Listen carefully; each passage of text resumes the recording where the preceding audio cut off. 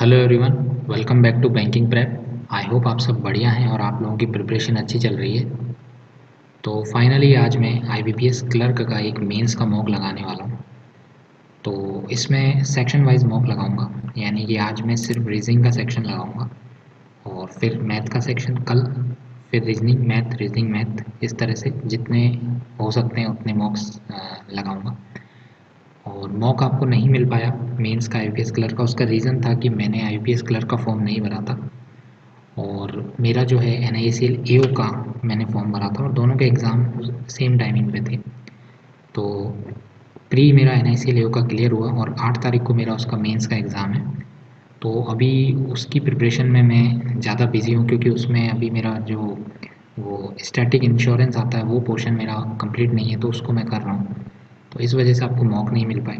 Otherwise मैं हमेशा mains के मॉक आप देख लीजिए चैनल पे, आरआरबी क्लर्क और आरआरबी पीओ दोनों के मैंने बहुत सारे मेंस के मॉक डाले थे लाइव लगा के।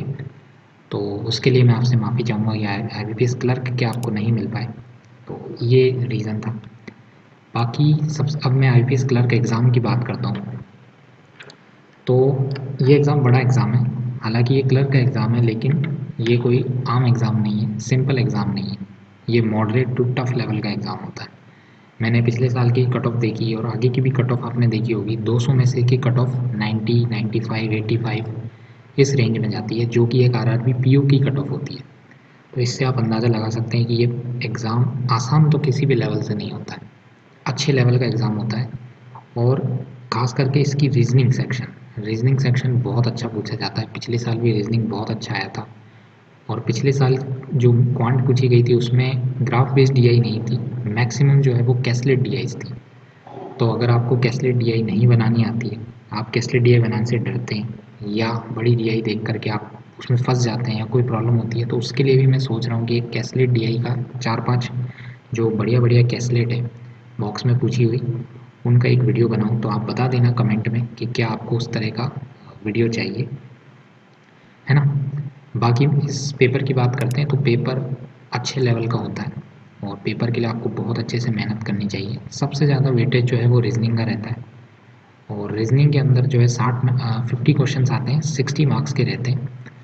और तो रीजनिंग सेक्शन को आज हम लोग लेके चलते हैं। रीजनिंग में देखा जाए तो इतने अटैम्प्ट नहीं हो पाते जितने अपन सोचते हैं कि आमतौर पर रीजनिंग में अटैम्प्ट होते हैं। जैसे कि अ, अगर पिछले साल की बात करें तो एवरेज अटैम्प्ट बच्चों के 22, 23, 25 मैक्सिमम इतने अटैम्प्ट्स हो रहे थे आउट ऑफ 50 रीजनिंग में, है ना।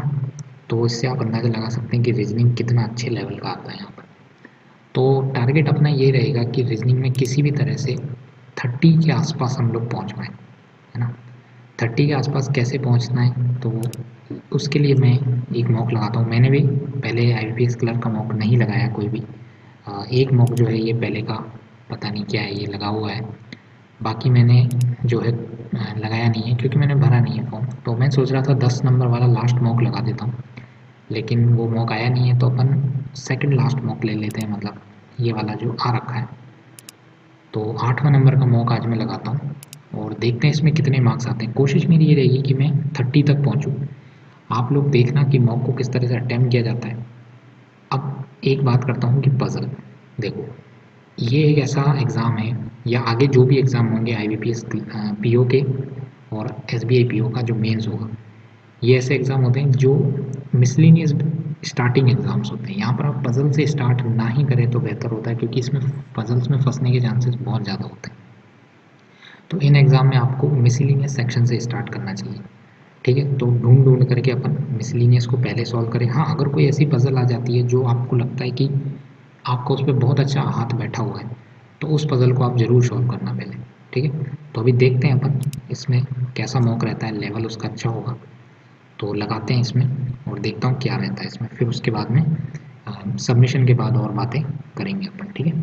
तो और वीडियो अगर आपको इन्फॉर्मेटिव लगता है तो आप वीडियो को जो है अपने ग्रुप्स वगैरह में शेयर कर देना, ठीक है, ताकि आपके फ्रेंड्स वगैरह भी इसको देख पाएँ। चलो, तो स्टार्ट कर दिया मैंने और सबसे पहले जनरल अवेयरनेस ओपन हुआ है, तो इसको मैं हटा देता हूँ। नेक्स्ट सेक्शन चलते हैं और इसके बाद इंग्लिश आएगा, तो इंग्लिश को भी हटा देता हूँ। ठीक है, तो 45 मिनट है और 50 नंबर का पेपर, नहीं 50 क्वेश्चन है इसके अंदर, 60 नंबर इसके मार्क्स रहते हैं। तो टारगेट अपना रहेगा कि 30 के आसपास पहुंचा जाए और 30 प्लस हो जाए तो बहुत अच्छी बात है। ठीक है, तो चलो फिर स्टार्ट करते हैं। ओके, चलो ठीक है, चलो ओके। तो सबसे पहले एक पज़ल है, इन द कमेटी मीटिंग ये लोग ऐसे ऐसे हैं, तो पज़ल को अपन छोड़ देते हैं फर्स्ट में, फर्स्ट वो में पज़ल छोड़ देता हूँ।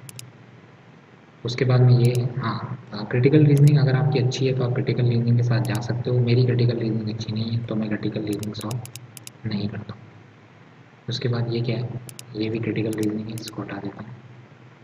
What is come in the place of question mark, A E I O U, ये सारे वॉवल्स हैं। फिर परसेंटेज दिस दिस, उसके बाद ए ई आई ओ यू इन्होंने गायब कर दिया, उसके बाद इधर से परसेंटेज गायब कर दिया और ये आ गया और ये आ गया। फिर ए ई आई गायब कर दिया और फिर ये डैश भी गायब कर दिया और फिर ये आ गया।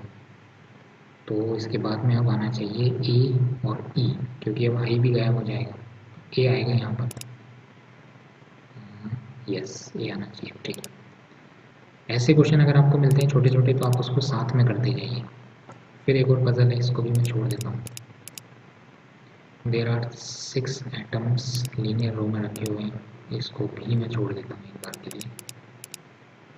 उसके बाद में ये आया है, इसको मैं सॉल्व कर देता हूँ फटाफट। इसको मैं इसी मेथड से करता हूँ, अगर आपको ये मेथड नहीं आता है तो आप अंकुश सर की वीडियो देख सकते हैं, उसी से मैंने ये मेथड सीखा है। P is not greater than Q, इसका मतलब P इज़ लेस देन और इक्वल टू Q है, यानी हम यहाँ आ जाएगा P is not smaller than Q, dollar यहाँ आ जाएगा। P is neither smaller nor greater, इसका मतलब P is less than Q है, तो ये आ जाएगा। एक minute, P is neither smaller nor greater, इसका मतलब वो बराबर है, तो एट द रेट आ जाएगा यहाँ पर। P is neither equal nor greater, इसका मतलब वो स्मॉलर है, तो यहाँ स्टार आ जाएगा। लास्ट वाला जो है वो परसेंटेज वो आ जाएगा यहाँ पर। ठीक है, परसेंटेज यहाँ। चलो, डेफिनेटली ट्रू ही निकालना है मुझे, तो बी से डी जाना है, तो बी से आर जाऊँगा, आर से टी, एक मिनट, बी से एम, एम से डी, तो बी से एम मतलब डॉलर, उल्टा जा रहा है तो ये हो जाएगा, और एम से डी जाना है मतलब एट द रेट, तो आंसर आएगा एंड, पहला गलत हो जाएगा। उसके बाद में बी से मुझे डी जाना है, तो बी से डी जाने के लिए वापस से बी से डी है, तो अगर मैं बी और डी को लिखता हूँ तो डॉलर का मतलब ये है और एट द रेट का मतलब ये है। तो अगर मैं इसको मैं बना ही लूँगा एम डॉलर, तो यानी कि ऐसे दिया हुआ है और डी बराबर एम दिया हुआ है, तो बी से एम नहीं जा सकते, ना ही एम से डी जा सकता हूँ, तो बी से डी जो है वो नहीं जाया जा सकता, तो ये तो गलत हो जाएंगे। तो टी से एम जाना है, टी से एम जाने के लिए टी से आर जाऊँगा, आर से बी, बी से एम, तो टी से आर, आर से बी और बी से एम, तो ये ऊपर नीचे है तो गलत हो जाएगा, तो इसमें नन इज ट्रू आ रहा है। इधर और दिया हुआ तो है 1 और 2, लेकिन मुझे इधर और लग नहीं रहा, क्योंकि डॉलर का मतलब ये हो गया, परसेंटेज का मतलब ये हो गया। डी से अगर मैं डी से एम जाता हूँ, डी से एम, डी से एम, एम से डी, हाँ तो ये इक्वल हो जाएगा, तो फिर इधर और आ जाएगा इसमें। उसके बाद के से डब्ल्यू जाना है, तो के से डी जाऊँगा, डी से एफ, एफ से डब्ल्यू, तो star at the rate, star और एट द रेट, तो ये हो जाएगा और डॉलर ये हो जाएगा, तो परसेंटेज आएगा पहला सही है। डी से डब्ल्यू जाना है, तो डी से मैं एफ जाऊँगा, एफ से डब्ल्यू जाऊँगा, एट द रेट और एट द रेट और एंड, तो डी से डब्ल्यू रिवर्स दिए तो ये आ जाएगा डॉलर, ये भी सही है। एफ से के जाना है, एफ से डी जाऊँगा, डी से के जाऊँगा, एट द रेट और स्टार, एट द रेट और स्टार, तो स्टार आना चाहिए, ये भी सही है, तो ऑल आर करेक्ट हो जाएंगे।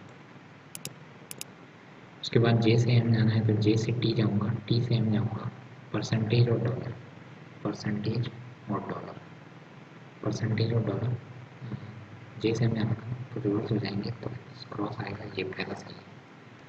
आर से एम जाना है, आर से के से एम, स्टार और एंड, स्टार और एंड तो स्टार आ जाएगा, ये भी सही है।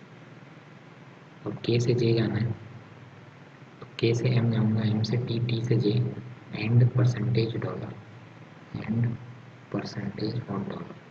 सीधा है सब कुछ, नहीं हो पाएगा, ये गलत हो जाएगा, तो पहला और दूसरा करेक्ट। सम किटन्स, सम इसमें देख लेते हैं, लॉजिकली फॉलोज इट, ठीक है। Some kids are dress, only a few L are S, only a few D are K. एक मिनट, ये ड्रेस है, only a few dude are K, और नो ड्रेस इज एल, कोई भी ड्रेस जो है वो एल नहीं है, और only a few L are S. यहाँ मुझे लॉजिकली फॉलो ढूंढना है, तो सम ड्यूड कैन बी ड्रेस, कुछ ड्यूड जो है वो ड्रेस हो सकते हैं, हो सकते हैं। Some kids are definitely not L, ये वाला किड बिल्कुल एल नहीं है, सही बात है। All D can do can be kids, all do जो है वो किड्स हो सकते हैं, नहीं हो सकते, क्योंकि ओनली ए फ्यू है, तो 1 और 2 फॉलो करेंगे। Only a few golds are silver, only a few golds are silver. Some silver are paper, all copper are paper, तो इस पेपर के अंदर कॉपर डाल दिया, और नो कॉपर आर गोल्ड, कोई भी कॉपर गोल्ड नहीं है, ठीक। इसमें भी लॉजिकली फॉलो ही है, क्योंकि मेंस में आप एक बार ध्यान दे देना कि लॉजिकली फॉलो पूछा है, क्या पूछा है। All paper can never be silver, सारा का सारा पेपर कभी भी सिल्वर नहीं हो सकता, ये तो गलत है, हो सकता है। All gold can never be paper, सारा का सारा जो गोल्ड है वो कभी भी पेपर नहीं हो सकता, ये भी नहीं पता, गलत है। All paper can never be gold, सारा का सारा जो पेपर है वो कभी भी गोल्ड नहीं हो सकता, ये सही है, क्योंकि सी कभी भी जी नहीं हो सकता। ओनली 3 इज करेक्ट, एक ही ऑप्शन है। Aman started driving his car in a straight direction from his house, and after driving for 10 kilometers he reached at the bank. From the bank he took a left turn and drove for 12 kilometers to reach the shop. तो इसमें direction नहीं बता रखी, तो अगर मैं उसका house यहाँ लेता हूँ तो स्ट्रेट किधर, इधर इधर उधर किधर, तो अपन सीधा चलते हैं एक बार के लिए। और after driving 10 he reach at bank, from bank he took a left turn, drop for 12 to reach shop, 12 यानी shop. The shop is in south east direction with respect to the house, shop जो है वो south east में है, south east मतलब इधर है, इधर है, इसका मतलब क्या होगा कि वो नीचे चला था, ठीक है, ये मुझे पता चल गया, तो मैं नीचे चल देता हूँ। 10 में नीचे गया, ये बैंक आ गया, यहाँ से मैंने लेफ्ट लिया 12, तो ये आ गई शॉप। अब शॉप साउथ ईस्ट में है, ठीक है। The park is 4 kilometre to the south of the shop, park जो है वो 4 किलोमीटर है साउथ में। After reaching the park Aman turned towards the east and drove 7 kilometre to reach the school, ये 7 किलोमीटर स्कूल आ गई।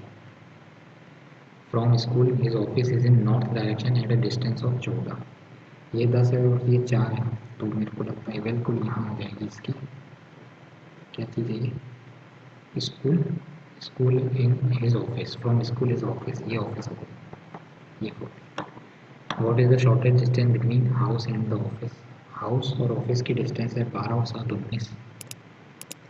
इन which direction the bank with respect to school, bank school के respect में कहाँ है, ये रहा स्कूल, ये रहा बैंक, नॉर्थ वेस्ट में।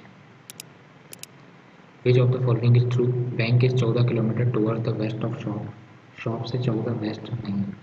Park is in south west direction with house, house के साउथ वेस्ट में पार्क नहीं। Office and shop are in same line, office और शॉप सेम लाइन में नहीं। School is in north east direction of shop, school जो है वो north east में है ही। Park is in south west direction of office, park जो है वो साउथ वेस्ट में है ऑफिस के, यस, लास्ट वाला करेक्ट। ये क्या है, 4 कॉम्बिनेशन दिए हुए, you have to arrange the letter in alphabetical order, first letter from the right hand will be number 1, second letter from the right hand. एक मिनट मैं इसको अरेंज कर लेता हूँ, यहाँ अरेंज कर दूँ तो ये 1 2 3 4 है, तो इसको हमें अल्फ़ाबेटिकल ऑर्डर में अरेंज करना है, तो A B C D E F G H R N M P L N O F I J K L M N O P Q R A क्या कि U V W X Y Z, ये हो जाएगा A B C D E F G I O U। फिर क्या बोलता है, each combination first letter from the right hand will be number 1। First letter from the right hand, इसको number 1 देते हैं। Second letter from the right hand number 2, फिर ये 3 4 5 ऐसे देते हैं। Hence each combination will denote the position of the letter from the right hand. For each of the given word, the letter which are at the same position are clubbed together. इन सबको club कर देते हैं। The letter at which the position this will form a meaningful word if taken in the order this respectively। 1 2 3 4 लेना है, तो ये तो are you कुछ नहीं होता, तो U B M W I B L U blue, तो ब्लू मिल गया B L U E. A F A D भी कुछ नहीं होता, डी एम डब्ल्यू आई कुछ नहीं होता, जी पी यू गपियो गपियो भी कुछ नहीं होता, हरजू कुछ भी नहीं होता। तो ओनली 4 नंबर वाला जो है वो मीनिंगफुल वर्ड बना रहा है। पूछा गया such that first and second letter of the word are consonant while the third and fourth letter are vowel. हाँ बिल्कुल सही है। उसके बाद स्टेटमेंट ऑप्शन, इसको मैंने छोड़ दिया फटाफट से। 6 person are playing the game of dice, each person roll the dice, ये भी पजल है, इसको छोड़ देता हूँ अभी। ये क्या निकल गया बीच में। 7 chair are around circular table facing toward the centre, so that 7 person मिलकर बैठे हुए हैं। छोटे छोटे क्वेश्चन बना लेने चाहिए, तो मैं इसको बना लेता हूँ। E was sitting forth to the right of N, H was sitting to the immediate right of P। H जो है वो immediate right of P बैठा हुआ है। W was sitting third to the left of B, W was not an immediate neighbor of N। P was not a neighbor of B, P और B साथ में नहीं है, और W is not a immediate neighbor of N, W और N साथ में नहीं है। Later all of them change their position, E and B। एक minute, E was sitting forth to the right of N, तो मैं N को यहाँ लेता हूँ, E यहाँ आ जाएगा। H was sitting to the immediate right of P, P जो है वो ना तो H के पास है, P W भी नहीं,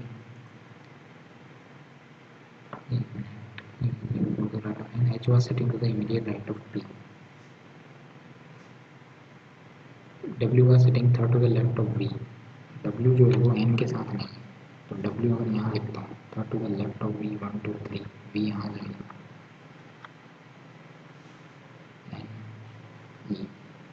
W अगर यहाँ लिखता हूँ third to the left of B 1 2 3, तो B यहाँ आ जाएगा, W यहाँ आ जाएगा। W अगर यहाँ लिखता हूँ तो B यहाँ भी आ सकता है, W यहाँ नहीं आ सकता। एक पोजिशन और बन रही है, उसको भी मैं यहाँ लिख लेता हूँ, N E W और B। फिर क्या है, W was not an immediate neighbour of N, W जो है वो N का इमीडिएट नेबर नहीं है, सही बात है। P was not a neighbour of B, P जो है वो B का नेबर नहीं है, और P जो है वो H का नेबर भी नहीं है। लेकिन यह चीज़ थी कि H was sitting to immediate right of P, तो H और P यहीं आने चाहिए। H was sitting immediate to the right of P, ये हो जाएगा, और यहाँ पर PH, क्योंकि H was sitting immediate to the right of P, और यहाँ तो बेसिकली मैं इसको हटा देता हूँ। P और H साथ में नहीं होने चाहिए, ठीक है। अच्छा ये तो साथ में है, सॉरी, P और B साथ में नहीं होने चाहिए, ये तो P और B साथ में हो गया, ये गलत हो जाएगा, ये सही हो जाएगा। और एक कौन कौन रह गया, E H N P S, S रह गया, S यहाँ, तो ये वाला बनता है, ठीक। पूछा क्या है, फिर वो बोलता है कि letter all of them change their position, E and B interchange their seat, E और B ने इंटरचेंज कर ली, तो मैं यहाँ लिख देता हूँ B, यहाँ लिख देता हूँ E। S takes seat where P sitting, तो इसको मैं S लिख देता हूँ, इसको मैं P लिख देता हूँ। W moved to the chair that was second to his right initially, W जो है वो सेकंड टू द राइट, मतलब यहाँ आ जाएगा W, यहाँ आ जाएगा P। H moved to the chair that was to the immediate right initially, immediate right, H के immediate right मतलब H आ जाएगा यहाँ, P आ जाएगा यहाँ। What is the position of P with respect to H now, तो H के respect में P immediate left हो जाएगा। बहुत अच्छा क्वेश्चन था। पहले 12 नेचुरल नंबर लिखे हुए हैं। हाँ ये क्वेश्चन इजी होता है, इसको मैं अभी बनाऊंगा। अरे यार इसके दो ही क्वेश्चन है क्या? एक दो, दो ही क्वेश्चन है, इसको भी बना लेता हूँ फिर। First 12 natural number are written from bottom to top, तो 1 2 3 4 5 6 7 8 9 10 11 12, ये 12 नेचुरल नंबर लिख लिए मैंने। The letters of light are written in alphabetical order. Light का मतलब क्या हो गया? A B C D E G H I L और T. Alphabetical order against the first 5 even number, one letter against one number from bottom to top. तो G bottom में रहेगा, किसमें? वन फर्स्ट 5 इवन नंबर, मतलब G H I L और T. Two of the places are vacant, no letter is written against them. ठीक है, दो vacant है, letter M N O P Q are written against rest of the numbers. अच्छा, तो M N O P Q बाकी पे रखे हुए हैं और दो वैकेंट है। ठीक है, there are two alphabetical between L और एच। एल और एच के बीच में दो अल्फ़ाबेट हैं, तो मतलब एक वैकेंट यहाँ आने वाला है, टी एल आई एच। या तो वैकेंट यहाँ है या वैकेंट है। एच और P were written on consecutive position. H और पी कंसेक्यूटिव पोजीशन पे लिखे हुए हैं, तो पी या तो यहाँ आ जाएगा। अब पी के लिए दो पॉसिबिलिटी हो गई, तो पी को मैं यहाँ ले लेता हूँ, पी को मैं यहाँ ले लेता हूँ, आई ये खाली जगह एल टी, ये दी होगी। Two alphabets were written between H and M. H और एम के बीच में दो अल्फ़ाबेट है, एक दो पॉसिबल नहीं है, एक दो एम आ गया, एक दो एक दो, एम यहाँ भी आ सकता है, एम यहाँ भी आ सकता है, और एक दो पॉसिबल नहीं है, एम आ गया। O was written just above Q। वो जो है वो जस्ट अबव Q लिखा हुआ है। यहाँ कहीं पॉसिबिलिटी है, सिर्फ यहीं पर है तो O और Q आ गया। यहाँ पर B सिर्फ ऊपर ही है तो O और Q आ गया, और यहाँ पर B सिर्फ ऊपर ही है तो ये दोनों भी आ गए। N was written two places below the vacant position. N जो है वो वैकेंट के टू प्लेसेस बिलो है, यहाँ पॉसिबल ही नहीं है, यहाँ तो पॉसिबल ही नहीं है। हाँ, यहाँ एक चीज़ पॉसिबल जरूर है कि N यहाँ आ जाए और वैकेंट आ जाए यहाँ पर, तो M आ जाएगा यहाँ एन आ जाएगा। Not more than four alphabet were written on consecutive position. अच्छा, एन हो गया, एन ओ पी क्यू सारी हो गई क्या? तो ये खाली जगह हो गई, दो खाली जगह चाहिए। अब यहाँ चीज़ लिखा हुआ है not more than four alphabet were written on consecutive position. चार से ज़्यादा कंसेक्यूटिव नहीं होने चाहिए, तीन, एक दो तीन चार पाँच छः जगह हो गए, तो ये गलत हो गया, ये सही हो गया। How many alphabet are written between the vacant position. Vacant के बीच में तीन अल्फ़ाबेट लिखे हुए हैं। How many alphabet were written between N और एच। एन और एच के बीच में एक ही है, एक ही लिखा हुआ गया। चलो, अब मैं बनाता हूँ ये, इसको मैं होल्ड करता हूँ। 10% are seated in two rows such that ऐसे ऐसे है, और वो लोग everyone is related to P in some. उसके बाद में आता है ये स्टेटमेंट वाला, दो ही क्वेश्चन डालें, बहुत बढ़िया। 7%, आपको एग्जाम में 5 मिलेंगे स्टेटमेंट के क्वेश्चन। 7 पीपल 5 स्टोरी बिल्डिंग पर रहते हैं with the ground floor number 1, 2 floor above it number 2 3, 3 flat और each floor are number 1 2 3 from the west to east direction. अच्छा भैया, तो एक क्वेश्चन ये है, इसको बनाने का ट्राई करता हूँ। इसको बनाने का ट्राई कर सकता हूँ, उससे पहले मैं ये कर लेता हूँ। कितने हैं ये? 2 3, ये भी कर लेता हूँ। चलो इसको देखते हैं, पहले इसको देखते हैं ये क्या है। इसको मैं बड़ा कर देता हूँ, 1 मिनट। चलो ये है क्या चीज़, इनपुट आउटपुट बनाते हैं। 1 मिनट, 6 4 10 8 7 15 25 है ये तो, 8 और 6 14 और 7 4 11 25, 20 लाना है ना यहाँ पर।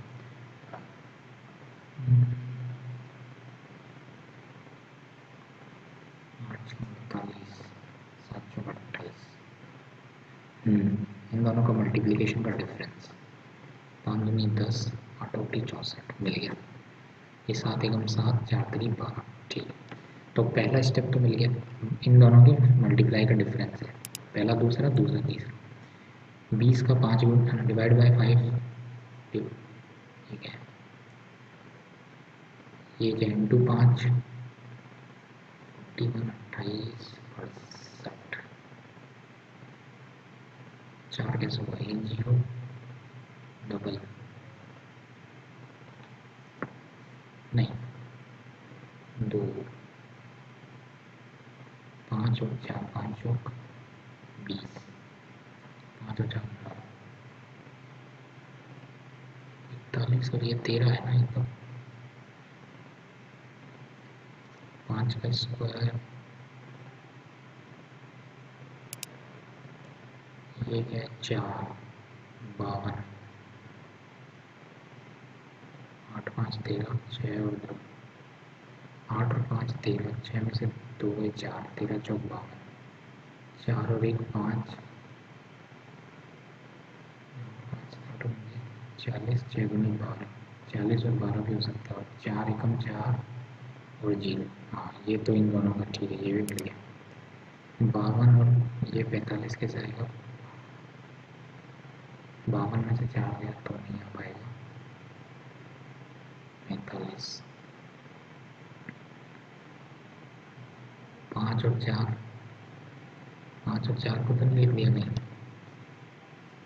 52 में 54 होता है तो रिवर्स,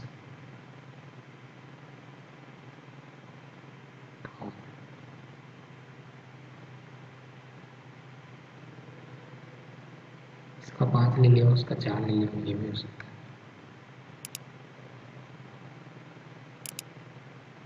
ये स्टेप समझ नहीं आ रहा, दूसरा कैसा है, डिवाइड बाय 5, फिर ये नहीं हो पाएगा, 13 का गैप कैसे आ गया, 20, 5 का ये 25 हो गया, 28, इवन नंबर में 1 मिनट, ये भी तो फिर इवन नंबर है, इसमें फिर ऐसे हो गया, 4, 82, 8 दूनी 16, 5 और 20, 5 और 4 9, 4 का स्क्वायर 16 और 25, अच्छा इसका स्क्वायर और हाँ 2 का स्क्वायर, इसका स्क्वायर, 5 का स्क्वायर 25, 8 का स्क्वायर 64 और 4 मिल गया, हो गया, तो इसको हो गया। अब मैं इनपुट लिखता हूँ, इनपुट है 6632875634639521, 1 2, अरे नहीं, एक मिनट, हाँ 1, स्टेप 1 में क्या कर रहा था वो, 8 से 48 और 7 चौक 28, इनका गैप ले रहा था, मतलब 6 जनाब 36, 3 दूनी 6, 8 7 56, 6 पंजे 30, 4 तरी 12, 6 तरी 18, 9 पंजे 45, 2 एकम 2, तो गैप आ जाएगा 43 का, गैप आ जाएगा 6 का, गैप आ जाएगा 30 26 का, गैप आ जाएगा 30 का।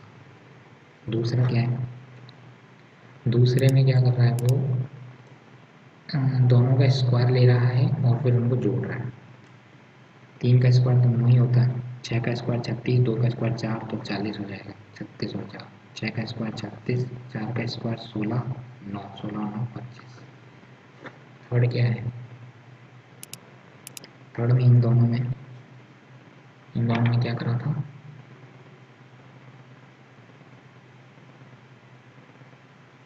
अरे इन दोनों में क्या किया था मैं भूल गया, 8 से 48,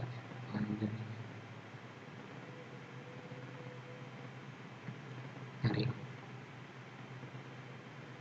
क्या किया था इसमें, 41, 4 एकम 4 और 4, 4 एकम 4 0, 8 पंचे 40, 6 दूनी 12, हाँ ऐसे किया था कि इसको और इसको मल्टीप्लाई किया तो 0, इसको और इसको मल्टीप्लाई किया तो 0, तो 0 आ गया, 6 पंजे 30 और 3 दूनी 6, तो ये 36 आ जाएगा,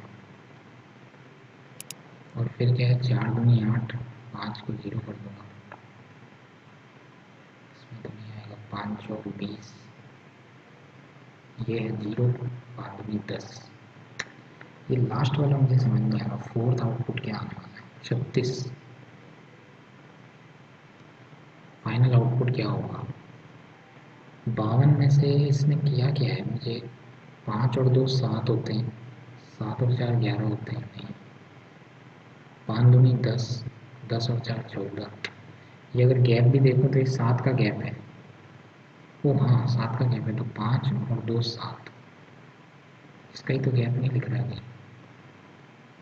5 दूनी 10, 0, 5 और 2 7, और ये तो अगर 6 और 3 9 का गैप लेना है तो 9 कम करूँगा तो 25 आना चाहिए। 25 ऑप्शन में है नहीं, तो 52, 13। अच्छा, लास्ट वाला नहीं आ रहा समझ में। What is the sum of the digits of all the number in step 3? Step 3 में 36 ही है, 6 और 3 9। What is the difference between the second lowest number in step 2? तो first lowest, second lowest, and third highest number in step 1। Third highest number in step 1, तो first highest number, second highest number, third highest. तो इन दोनों का difference है, तो एक का ही डिफरेंस है। ठीक है, ये मेरे को निकालना पड़ेगा क्या है। लास्ट वाला समझ नहीं आ रहा था इसमें। 10% जो है वो are seated in 2 rows facing each other, और उन लोगों के पास में कुछ, अरे ये बनाता हूँ। 8 people living 8 floor building, 8 is the top most, 8 7 6 5 4 3 2 1। ठीक है, C live in 5th floor, she lived in 5th floor, ये सी आ गया। Who live in 3rd floor? 3rd floor पे कौन रहता है? 2% live between H and F, फिर H live above F, H और एफ, ये आ गया। D lived immediately below A and on even number floor but above H. D जो है वो एच के ऊपर रहता है, और डी जो है वो एक इवन नंबर फ्लोर पर रहता है। तो डी यहाँ नहीं आ सकता क्योंकि मुझे एच के नीचे बंदा बैठाना है। डी यहाँ नहीं आ सकता क्योंकि मुझे एच के नीचे बंदा बैठाना है। डी यहाँ आ सकता है और डी यहाँ आ सकता है। और यहाँ लिखा हुआ है D live immediately below A, तो यहाँ भी डी नहीं आ सकता, डी आएगी। G lived above E but below B, G lived above E but below B. अब मुझे एच एफ को बिठाना है, तो एच यहाँ आएगा और एफ यहाँ आएगा, और बी जी ई पहले से आंसर निकल जाएगा। 3 people lived between G and A, G और ए के बीच में 3 जने रहते हैं, इन सबको भूल जाते हैं। E lived on second floor adjacent to F, E lived on second floor adjacent to F, इसको भी भूल जाते हैं। D lived immediately below A, D lived immediately below A, D जो है वो A के नीचे रहता है।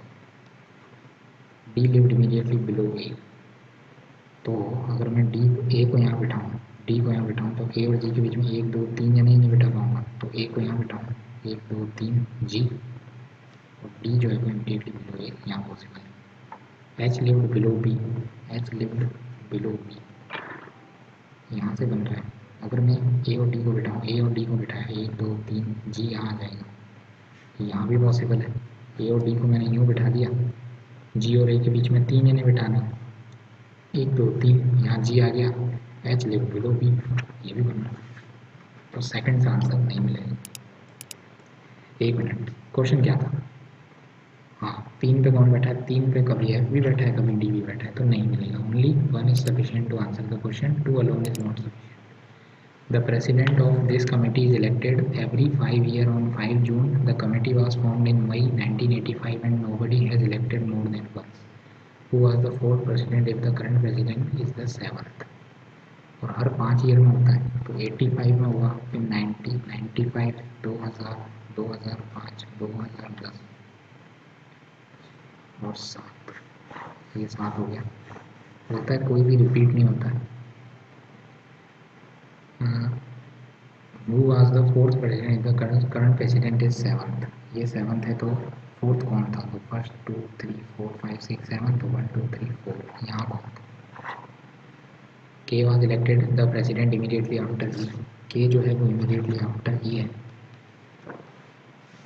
Two president were there in between I and L, I और एल के बीच में दो जने हैं. C was elected 1995. R was elected before S but not immediately. R was elected before S लेकिन इमीडिएटली नहीं. तो इससे कुछ अता पता नहीं चल रहा मुझे. तो ई के कहीं भी आ सकता है, पहले से कुछ अता पता नहीं चलेगा. दूसरा देखते हैं, I was immediately successor of R. तो आई जो है इमीडिएट पीछे आता है आर के. There was one president between C and L. Okay, C और L. S was elected before E. S was elected before E but not immediately. K is the current president. तो K आ जाएगा last में. Current president हो गया के. इन सबको भूल जाओ, ये पहले वाले के हैं. तो सी और एल हो गया. आर और आई बिठाता हूँ तो आर और आई के लिए एक ही पोजीशन है, आर और आई के लिए दो पोजीशन है.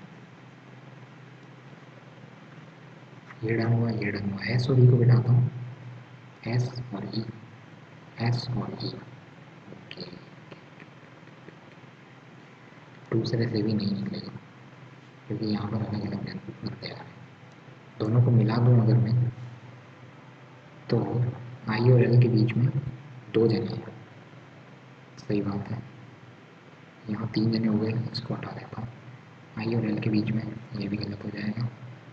आर और एस, आर और एस ये भी सही है. तो दोनों को मिला के निकाल रहे हैं, ई और के. सही बात. तो both together necessary to answer the question. Both together to necessary to answer question. 7 people live in 4-story building. Ground floor is number 1. ऊपर तो 7 6 4 स्टोरी है क्या? 5 स्टोरी. 5 4 3 2 1. और इसमें तीन तीन फ्लोर है.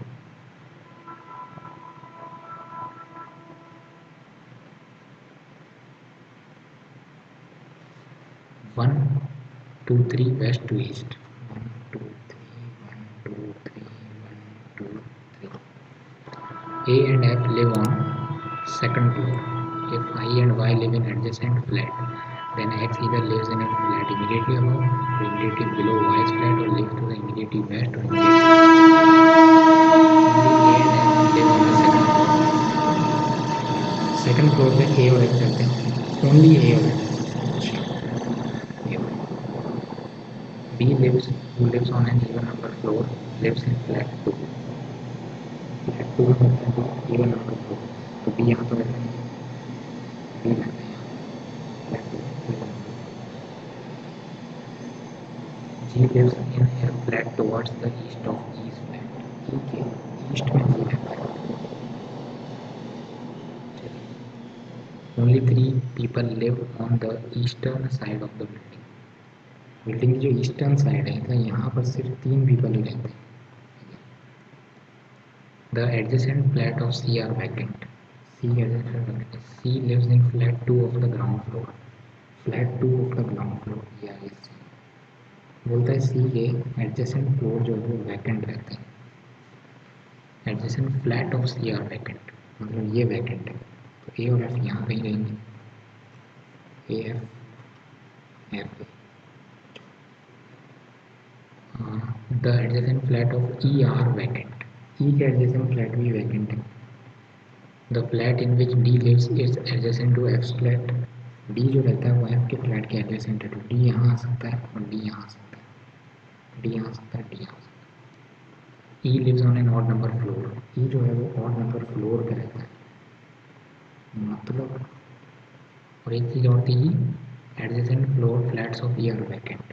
तो ई यहाँ नहीं आ सकता, ई यहाँ भी नहीं आ सकता. ई आता था, E lives in odd number floor. E odd floor पे रहता है. ई यहाँ आ सकता है, यहाँ नहीं आ सकता. ई यहाँ नहीं आ सकता क्योंकि मुझे जी बिठाना है. तो ई यहाँ आ जाएगा और जी आ जाएगा यहाँ कहीं पे आ जाएगा जी. उसी तरीके से अगर मैं यहाँ देखूँ क्या लिखा हुआ है, E are vacant only 3 versus live to the eastern side of the building. यहाँ पर सिर्फ 3 ही लोग रहते हैं. The flat in which D lives to the adjacent. The flat in which D lives is adjacent to F flat. तो D यहाँ आ सकता है, D यहाँ आ सकता है, D यहाँ आ सकता है, D यहाँ आ सकता है. A and F live on the second floor. Only A और F second floor पर रहते हैं. ठीक है. बी लिव हो गया. G lives in the flat towards the east of each flat. Only 3 people live on the eastern side. The adjacent flat of C are vacant. C lives in the flat. तो adjacent flat of C are vacant. तो ये भी vacant, ये भी vacant, ये भी vacant. तो D आना चाहिए यहाँ पे. ये vacant, ये vacant, ये vacant. D आएगा यहाँ पर. The adjacent flat of E are vacant. E के adjacent flat vacant होने चाहिए. ये vacant, ये vacant. सही बात है. और E और फ्लोर पर रहता ही है. तो ये यहाँ नहीं आ सकता. तो ये यहाँ नहीं आ सकता, यहाँ नहीं आ सकता. तो E यहाँ पर ही आएगा वापस से. ये वैकेंट, ये वैकेंट. तो G यहाँ रहेगा, ये G आ जाएगा. तो ये 3 हो गए. ये 2 ही लाइन. 1 2 3 4 5 6 7. 1 2 3 4 5 6 7. ये चीज़ लिखी हुई थी कि only 3 people live to the eastern side of the building. 3 जने रह रहे हैं. तो ये सही हो जाएगा. ये गलत. A lives in the flat.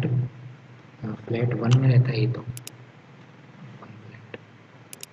How many people are living on the western side of the building. Western side में ए और ई रहते हैं 2 जने. The number of people living in flat 2 of the building is. Flat 2 में 2 जने रहते हैं. There are floor between the floor on which B and C live. B और सी रहते हैं. देयर आर कितनी फ्लोर है बिटवीन बी और सी. तो 1 फ्लोर और 2 फ्लोर. 2 फ्लोर. ओके, ये मैंने एक किया क्वेश्चन. अब मैं क्या कर सकता हूँ, एक मुझे और पजल बनानी चाहिए. ढूंढते हैं उसको. 6 person playing game of dice. Each person rolled a different number 1 to 6. Each person donated a different amount of charity. Total value of rupee. इसमें कितने क्वेश्चन है? 1 2 3 3 क्वेश्चन है. तो ये 36 32 32. एक minute. The number rolled by A was same as number of person who donated more than A. The roll number इसको छोड़ देता हूँ. ये नहीं होगा मसले में. 10 person are seated in a two way. ये सन और वाइफ. इसको हटाओ. ऊपर देखता हूँ क्या है.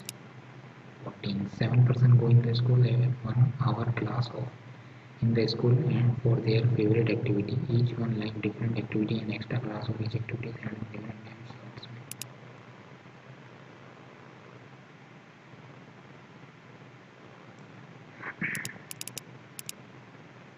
There are 6 atoms in a linear row. Circumference of each atom is different. Each atom has different number of electrons orbit.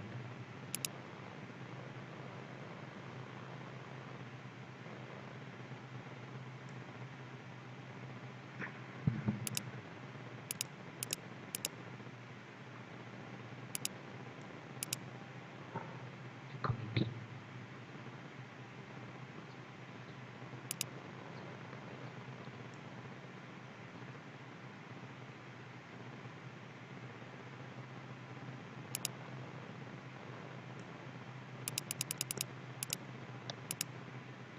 Nine friends.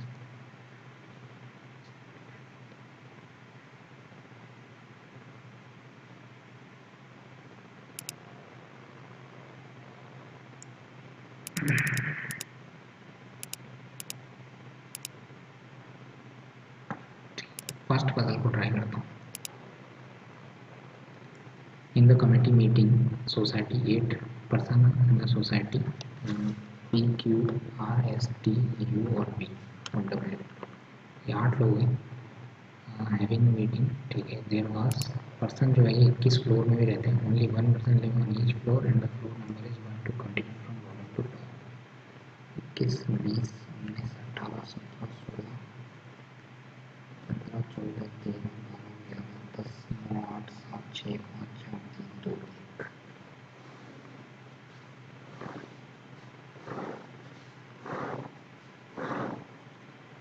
Q lived 5 floor above the one who was second to the right of R. और ये लोग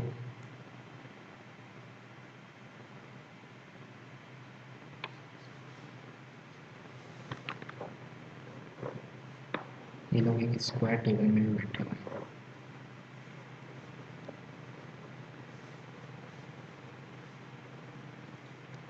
sub centre में देख रहे हैं. Q lived 5 floor above the one who was second to the right of R. R was seated along one of the side. R यहाँ बैठा हुआ है और Q was lived 5 floor above the one was second to the right of R.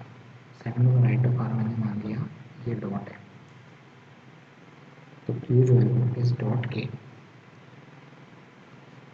5 floor above the one बैठा हुआ है। ये एक डॉट में एक चौकड़ी सी है,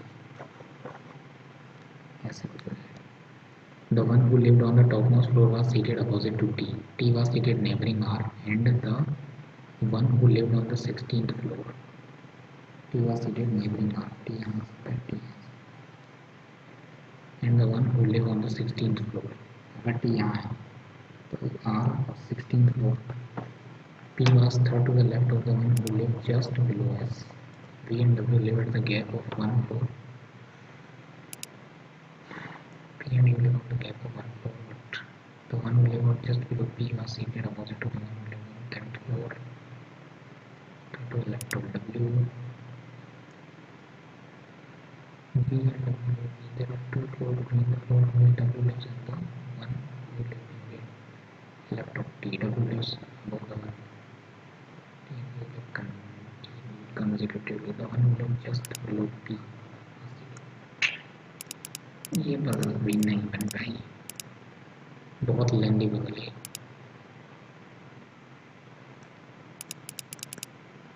तो इसके अलावा तो मुझे कुछ दिख नहीं रहा जो इजीली बन जाए।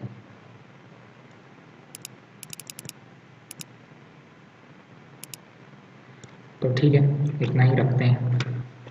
तो मैंने 21 क्वेश्चन अटेम्प्ट किए, देखते हैं क्या रहता है। मैं इसको सबमिट कर देता हूँ। तो ये क्वांट है, तो क्वांट देख लेना आप। तो देखते हैं क्या रहा। 30 का टारगेट तो बहुत दूर तक रह गया। एक क्वेश्चन यहाँ पर रॉन्ग हुआ है, कहाँ गया वो क्वेश्चन? एक क्वेश्चन कैसे गलत हो गया?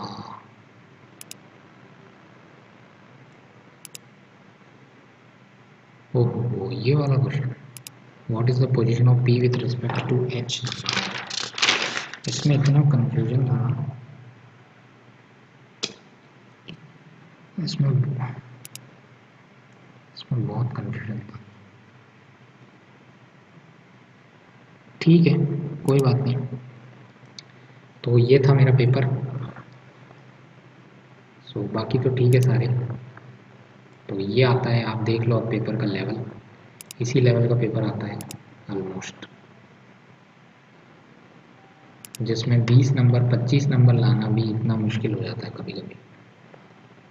तो अरे हाँ, वो वाला देखना था मुझे, जिसमें मेरे मतलब वो लास्ट फोर्थ में क्या आएगा। हाँ, ये वाला किधर गया? 36 आएगा? नहीं, 36 नहीं आएगा, 45 आएगा। इसमें क्या था? 36 के बाद में 45 कैसा आ गया? लास्ट में क्या था? Now square of the digits of the number in step 3 and then add those value, then add both resultant.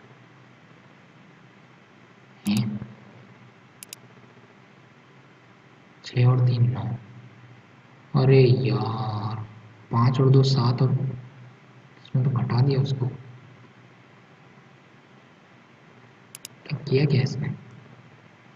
Now square the digits of the numbers in step 3 and then add those number. अच्छा, इनके squares, digit के square, 6 का square 36। अच्छा अच्छा अच्छा, तो इसका square हो जाएगा 4 का स्क्वायर 16, 5 का स्क्वायर 25 और 2 का स्क्वायर 4। 5 4 9 6 15 का 5 45 आ गया। बढ़िया बढ़िया बढ़िया, इन सब का स्क्वायर करके जोड़ना था। ठीक है, तो 20 नंबर हो जाते हैं इसमें मेरे। तो ठीक है, फिर तो इतना ही हो पाया। तो कल अब गाइडली का एक और मॉक लगाएंगे, गाइडली का देखेंगे लगा के उसका क्या लेवल रहता है। बाकी इसमें भी कोई लगवाना है, कोई भी मॉक आपको, तो आप बता देना। तो यही लेवल रहता है, तो इसी तरह से आप प्रिपरेशन करें और कोशिश करें कि आप अपने मॉक्स के अंदर 25 नंबर तक ला पा रहे हैं।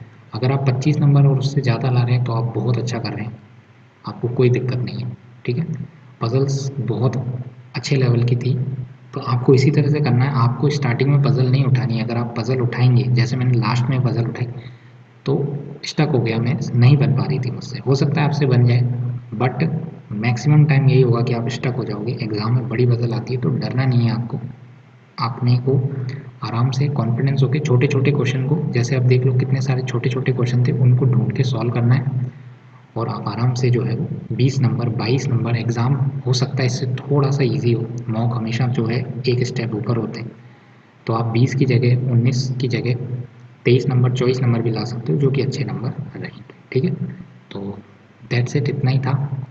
और बाकी आप कमेंट में बता देना कि आपको मैथमेटिक्स के लिए जो कैसलेट वाली वीडियो चाहिए या नहीं। ठीक है, तो थैंक यू सो मच, और प्लीज़ वीडियो को आप शेयर कर देना ताकि दूसरों को भी हेल्प मिल पाए। Okay, bye.